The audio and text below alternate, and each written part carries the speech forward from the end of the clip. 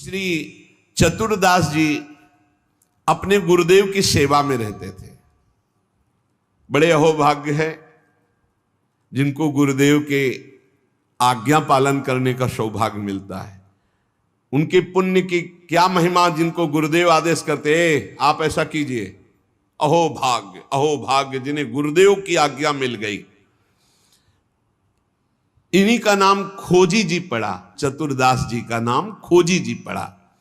ये गुरुदेव जी के सेवा में, अब जैसे गुरुदेव लघु शंका कर रहे हैं तो पानी लिए खड़े हैं, गुरुदेव को हस्त प्रक्षाल आचमन आज्ञा कब क्या हो जाए तो जल की सेवा लिए खड़े थे। गुरुदेव जी लघु शंका में ही समीप बैठे। बड़ा भारी पीपल का वृक्ष दूर था तो वायु के द्वारा उसके फल और पत्ते बीज सब पड़े थे। लघु शंका किए, हंसने लगे और हंसते हंसते हाथ प्रक्षालन किया, आचमन किया तो इतनी जोर की मस्त मुस्कुराहट और हंसी थी। श्री चतुरदास जी ने, जिनको खोजी जी बाद में कहा गया, आचमन करा रहे तो कहा, गुरुदेव कोई मधुर प्रसंग प्रभु का याद आया या कोई घटना घटी? आप बहुत मुस्कुरा रहे हैं, बहुत हंस रहे हैं इस समय, बाह्य प्रसंग तो कोई ऐसा है नहीं। कहा, तू कैसा शिष्य है रे? सेवा में रहता हुआ मेरी हंसी का कारण नहीं जान पाया? मैं क्यों हंसा इतना भी तुझे ज्ञान नहीं, और मेरी सेवा में रहता है? कैसा शिष्य है जो गुरु के मन की बात न जान पावे, गुरु के इशारे के, गुरु के मनोभाव को न जान पावे, वो शिष्य ही क्या? चलो सेवा छोड़ो, मैं क्यों हंसा इसकी खोज करके आओ। अब बताओ, गुरुजनों की प्रति सेवा कर बहुत कठिन है, बहुत कठिन है। यहां कहा कि छोड़ो सेवा, मैं क्यों हंसा ये बताओ, आके खोज करो। अब गुरु आज्ञा, तुम्हारी बुद्धि अब सेवा के अधिकारी नहीं, यदि तुम ये नहीं जान सकते मैं क्यों हंसा। हंसे गुरु जी और फंसे चेला जी।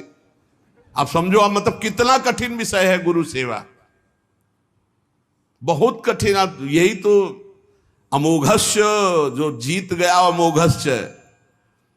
तुम्हारी बुद्धि विवेक रहित है। जब तक तुम हमारे हंसने का कारण ज्ञात करके ना हो तब तक तुम्हें हमारे पास कभी नहीं आना चाहिए। चलो जाओ यहां से, आश्रम से। हमारे मन की बात जब जान जाओगे कि मैं क्यों हंसा, उसका कारण सही बताओगे आकर के, और जो मैं मन में सोच रहा था तो फिर सेवा में रख लूंगा, तब मैं मानूंगा कि तुम मेरे सच्चे शिष्य हो और सेवक हो। साष्टांग दंडवत किया, जो आज्ञा गुरुदेव। अब चल दिए, जहां संत महात्मा मिलते तो विनम्रता पूर्वक दंडवत करते हो, कहते हमारे गुरुजी लघु शंका करते समय हंस दिए, क्या कारण था? तो सब कहते गीता की बात पूछो, भागवत की बात पूछो, वेदों के, तुम्हारे गुरुजी है तो लघु शंका में हंस दिए, अब हम इसका क्या मतलब बताए? तो और उपहास होता। भला कोई इस प्रश्न का क्या उत्तर दे? कोई सुलझे हुए महात्मा थे, उन्होंने कहा रामायण गीता भागवत का प्रश्न हो तो अभी मैं उत्तर दे दूं, लेकिन आपके गुरुजी लघु शंका करते हुए क्यों हंसे, इसका हमको ज्ञान कैसे होगा? हम कैसे उत्तर दे आपको? ये तो गुरुजी से ही पूछो जाके। बोले नहीं, गुरुजी ने कहा जब तक इसका उत्तर न मिल जाए हमारे सामने मत आना, मुख मत दिखाना। अरे संत जन बहुत पहले, और हर उनकी आज्ञा में बहुत बड़ा रहस्य होता था। अब ये रोज जलते कि गुरु सेवा से वंचित हो गया, गुरु सेवा छूट गई। साधक को इस बात की बहुत पीड़ा होनी चाहिए, जिसको गुरु सेवा, तो ये होना चाहिए कि कौन सा अपराध बन गया, दुर्भाग्य आ गया कि गुरु सेवा छूट गई। वो रात दिन जलते इसी प्रकार, और संतों से जा जाकर पूछते पर कोई समाधान नहीं मिला। अब उन्होंने विचार किया गुरु जी के सामने जाना नहीं, सेवा है नहीं, तो अब शरीर को रख के क्या करें? शरीर को नष्ट कर देते हैं, शरीर का परित्याग कर देने की ठानी। ये देखो, ये है गुरु भक्त का लक्षण कि अब शरीर रख के क्या करें, गुरुजी ने सेवा से निकाल दिया, उत्तर मिल नहीं पा रहा, तो शरीर किस काम का। अब वो एकांत में निर्जन वन में जाकर बैठ गए और नाम जप करने लगे और सोचा बस भूख प्यास से पीड़ित होकर यही शरीर छोड़ दूंगा, कुछ खाना नहीं, कुछ पीना नहीं, रात दिन भगवान नाम जप करना, शरीर छोड़ दूंगा। गुरु की आज्ञा पे थे, जिज्ञासा प्रबल थी, सेवा छूट गई थी, पीड़ा बहुत थी। अभी कुछ ही दिन हुए थे, न अन्न न जल, रात दिन नाम जप और शरीर छोड़ने का संकल्प। महामहिम श्री कबीरदास जी प्रकट हुए, होगा ए भाई आंख खोलो। आंख खोला तो देखा कबीरदास जी, साष्टांग दंडवत किया। हाँ, क्या प्रश्न है तुम्हारा, क्यों इतना कष्ट सह रहे हो? इसका मतलब समझ रहे हो? जब कोई सच्ची भावना से भगवान का भजन करता है तो भगवान अपने दिव्य पार्षदों को भेज देते हैं समस्या का समाधान।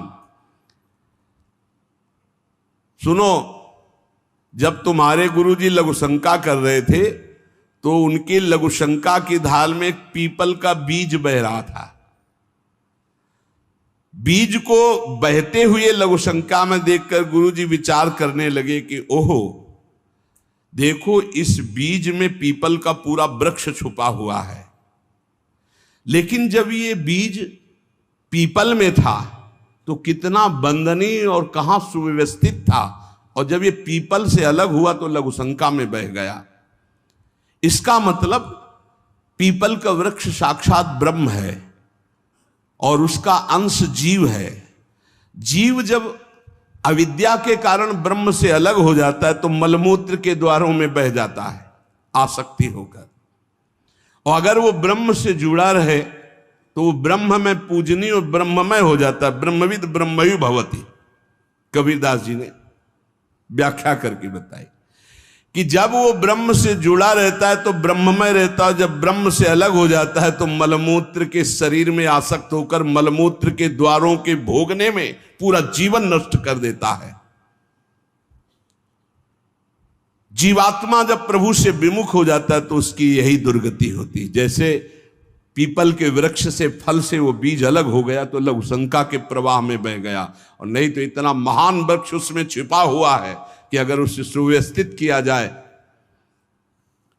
जीवात्मा जब भगवान से विमुख हो जाता है तो भव प्रवाह में मलमूत्र के द्वारों में बहने लगता है। कैसे? गर्भाशय में गया तो मलमूत्र के द्वार जहां है वहीं गया, और मूत्र के द्वार से ही तो गया।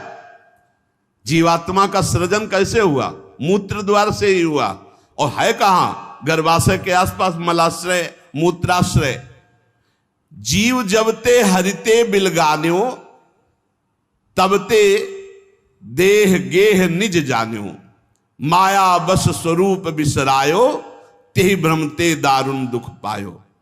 जैसे बीज में वृक्ष तथा वृक्ष में बीज मूल रूप से विद्यमान है, उसी प्रकार से परमात्मा समस्त जगत में और जगत में परमात्मा विराजमान है। परमात्मा में सारा जगत और जगत में परमात्मा विराजमान है।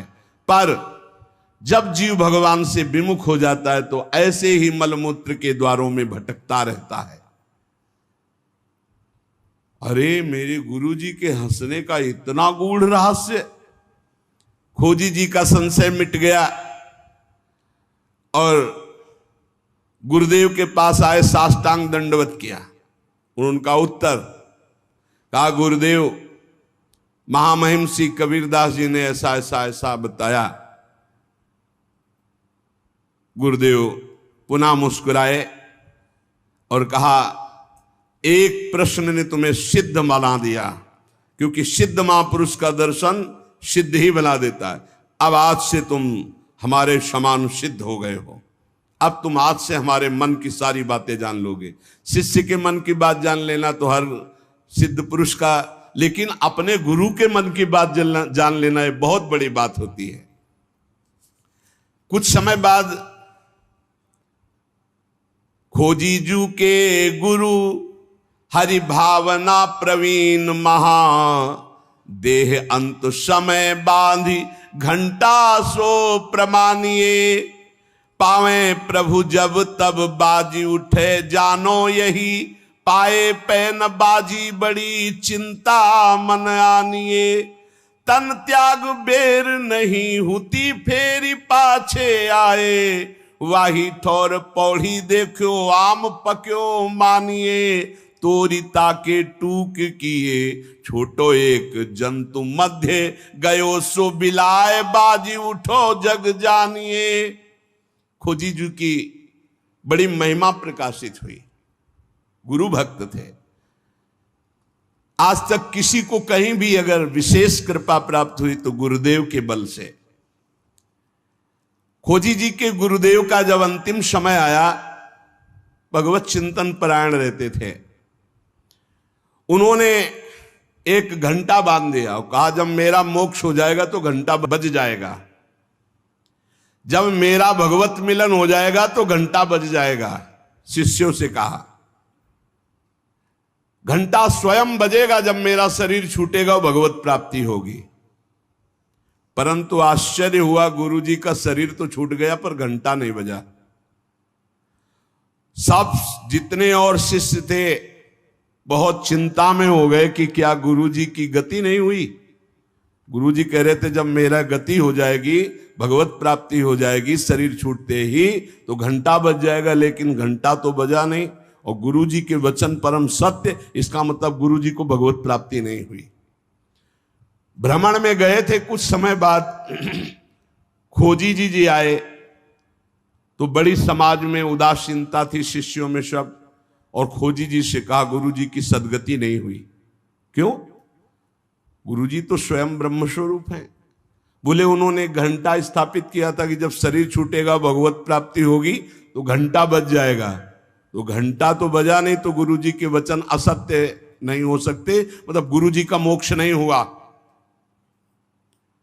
खोजी जी कहां गुरुजी का शरीर छूटा था?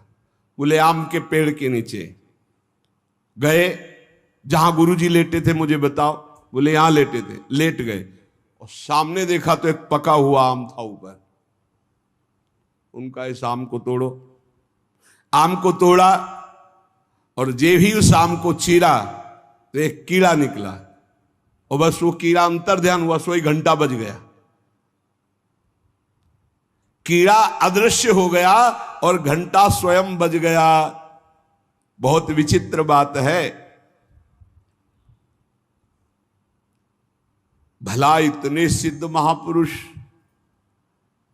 क्या इनकी गति में अंतर आम ने डाल दिया? बोले हां। दो इसके भाव प्रकट किए।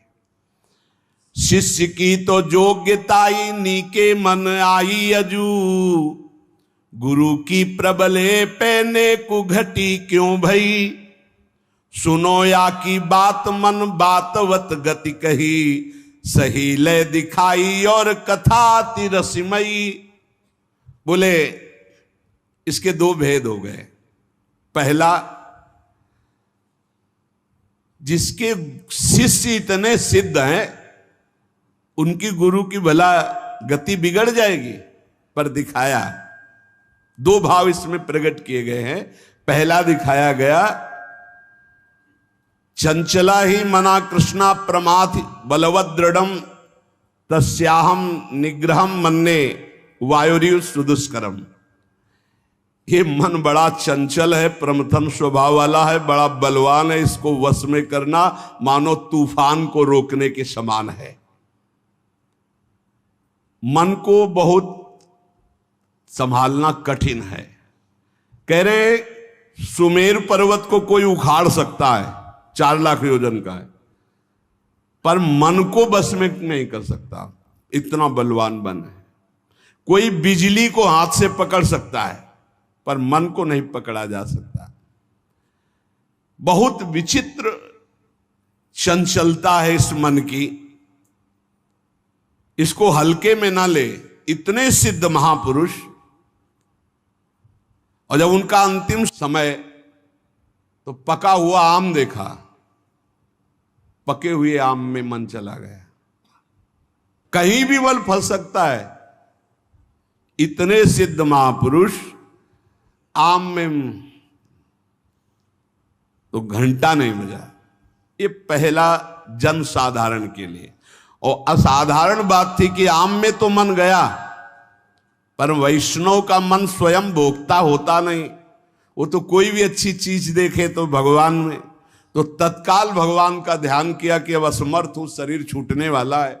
ये आम बहुत बगीचे का हमारे सुंदर था, हम सोचते आपको भोग लगा देते। इसी सोच में प्राण निकल गए, तो भगवान ने अंतिम इच्छा पूर्ति करने के लिए कीट रूप धारण करके आम पाने आ गए। तो भगवान से मिलन हुआ नहीं। जब आम को छेदन किया और वो भगवान अंतर ध्यान हुए, तब जाके खोजी जी से मिले तो घंटा बज गया। इसका आंतरिक रहस्य बताया। तो यहां यह बताया गया कि मन बड़ा चंचल है।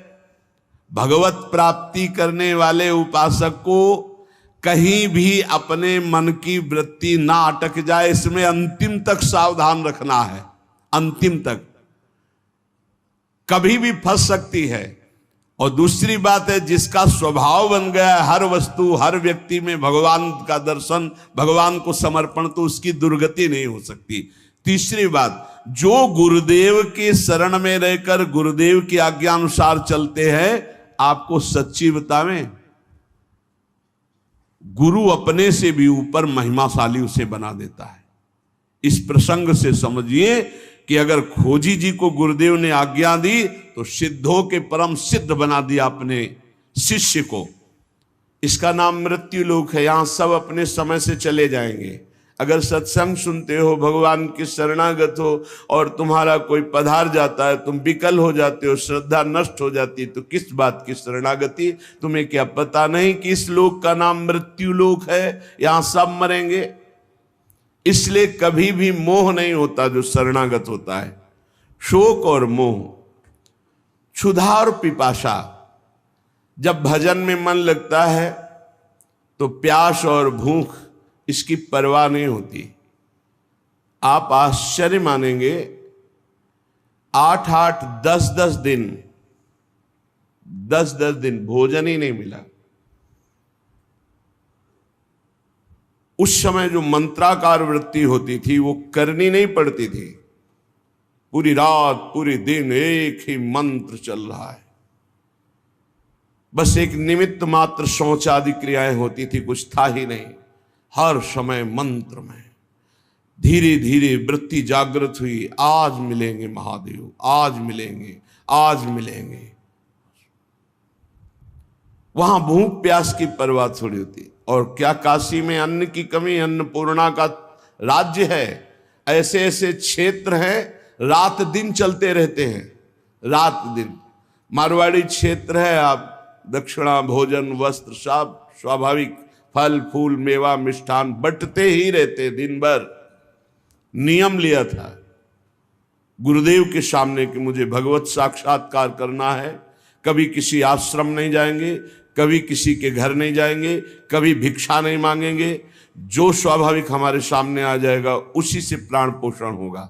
बड़ी कठिन स्थिति, लेकिन मन में चाह भगवत साक्षात्कार की, तो इस चाह ने क्षुधा और पिपासा इनको रौंद दिया।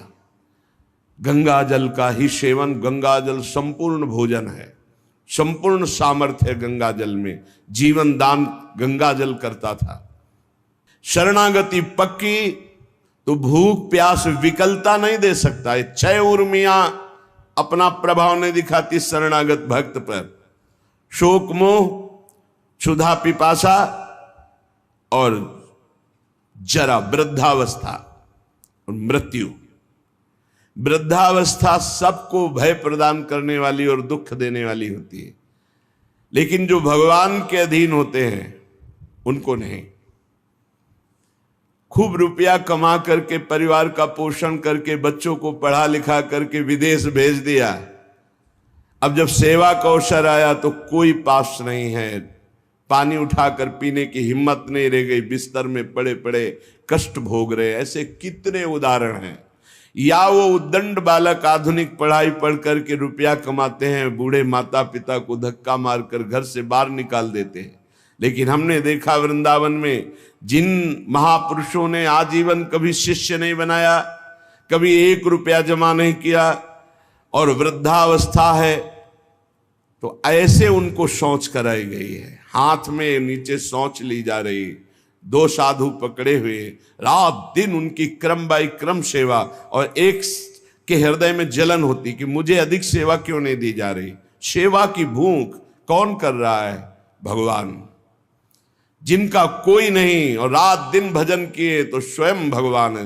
वो अंतिम समय से राधा राधा ऐसे कहते हुए शरीर पूरा हुआ। 1 रुपया नहीं कभी जीवन में, 1 शिष्य नहीं, 1 परिचय नहीं। ऐसे महापुरुष जो भगवान में आसक्त है, उनको मृत्यु की भी परवाह नहीं होती और वृद्धावस्था की भी वृद्धावस्था में क्या भगवान की शरणागति में कितना दुलार हम तुम्हें कैसे बताएं।